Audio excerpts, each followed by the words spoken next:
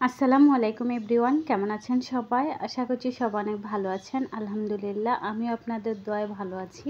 আজ আমি আপনাদের সাথে শেয়ার করব সহজভাবে কিভাবে মোগলাই পরোটা রেসিপি করা যায়। চলেন শুরু করা যাক।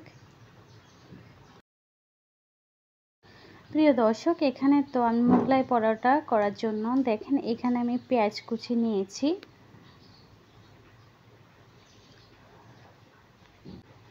এখানে আমি পেঁয়াজ কুচি নিয়েছি, ধনিয়া পাতা নিয়েছি, কাঁচামরিচ, তো সামান্য একটু লবণ দিব।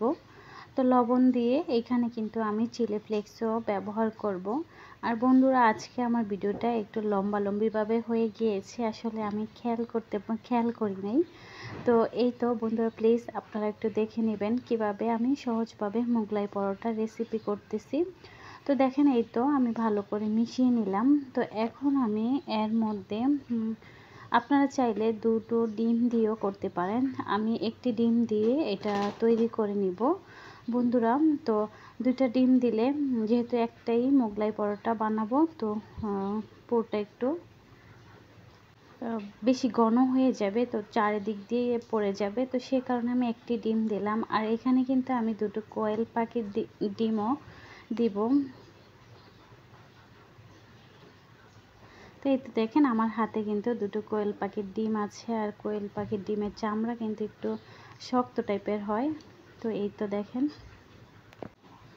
তো এইভাবে দুটো ডিম ভেঙে আমি একসাথে মিশিয়ে নেব বন্ধুরা। তো আমি দুইটা ডিম দিতে চাইছিলাম, তো একটা রেখে দেব, কারণ এতে একটু বেশি হয়ে গিয়েছে। তো এই তো আমি এভাবে একসাথে মিশিয়ে নেব। আর আপনারা সহজভাবে এই রেসিপিটা বিকালের নাস্তা হিসাবে খেতে পারেন। তো একটা প্লেটের মধ্যে আমি যে ময়দা নেব, ময়দা দিয়ে একটা ডো তৈরি করে নেব। তো এই তো ভালো করে আমি এখানে ময়দা নিয়েছি। আপনারা চাইলে এটা কিন্তু আটা দিয়েও করতে পারেন, ময়দা দিয়েও করতে পারেন, কোনো সমস্যা নেই। তো মোগলাই পরোটা কিন্তু অনেক মজা খেতে। বিকালের নাস্তা হিসাবে আপনারা এই রেসিপিটা সহজভাবে বানিয়ে নিতে পারেন বন্ধুরা। তো এখানে আমি সামান্য একটু লবণ দিয়ে দিলাম। সামান্য লবণ দিয়ে আমি সামান্য একটু তেল দিয়ে দিব।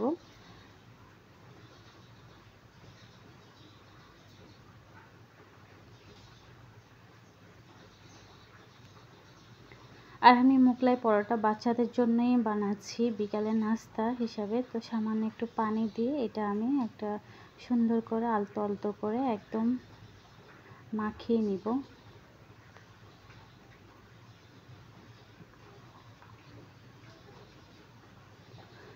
বন্ধুরা, জানেন আমার ভিডিওর একদম ওয়াচ টাইমও কম, এত ওয়াচ টাইম কম আসে, একদম ডাউনের নিচে আছে আমার ওয়াচ টাইমগুলা।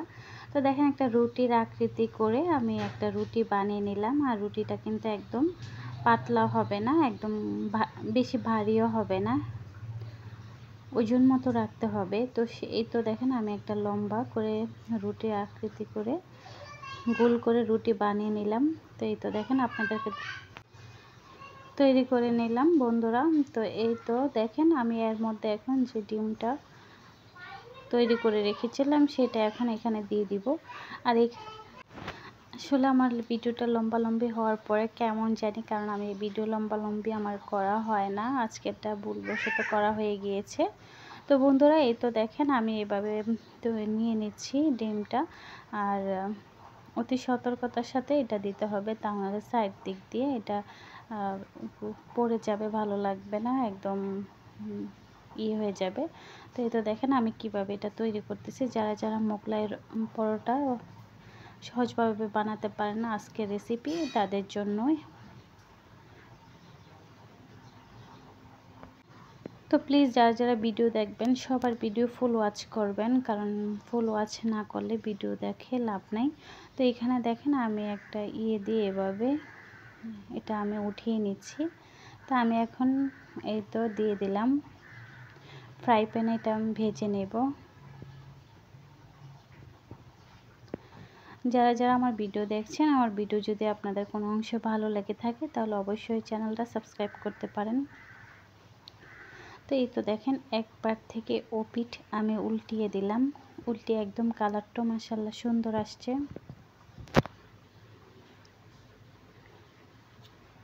বাচ্চারা কিন্তু বিকালে বাচ্চাদেরকে একটু নাস্তা খাওয়া লাগে, কারণ সব বাচ্চারাই তো, আপনারা চাইলেও ঝটপট করে বাচ্চাদেরকে এরকম একটা নাস্তা তৈরি করে দিবেন, এতে বাচ্চারা অনেক খুশি হয়ে যাবে।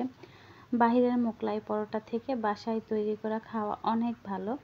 তো আমি আরেক পাট উল্টিয়ে এখন এটা আমি নামিয়ে নিব। প্রায় মোগলাই পরোটা আমার তৈরি হয়ে গিয়েছে, তো আপনাদেরকে আমি এখন কেটে দেখাবো। এই তো দেখেন মোগলাই পরোটা মাশাআল্লাহ কত সুন্দর কালার হয়েছে। তো আমি এইভাবে সাইড দিয়ে লম্বালম্বি করে প্রথম কেটে নেব, তারপর আমি মাঝখান দিয়ে পিচ করে কেটে নেব। তো এত অল্প সময়ের মধ্যে কিন্তু দেখেন আমি কিভাবে মোগলাই পরোটাটা তৈরি করে নিলাম। তো বন্ধুরা সবাই এরকম একটা ভিডিও দেখে সুন্দর একটা কমেন্ট করে যাবেন আমার ভিডিওর নিচে। আর যারা যারা প্রতিনিয়ত ভিডিওতে কমেন্ট করে যাচ্ছেন সবাইকে অসংখ্য ধন্যবাদ। দেখেন ভিতরটাও কিন্তু একদম মাশাআল্লাহ পারফেক্ট হয়েছে, খেতেও কিন্তু খুব ভালো লেগেছে।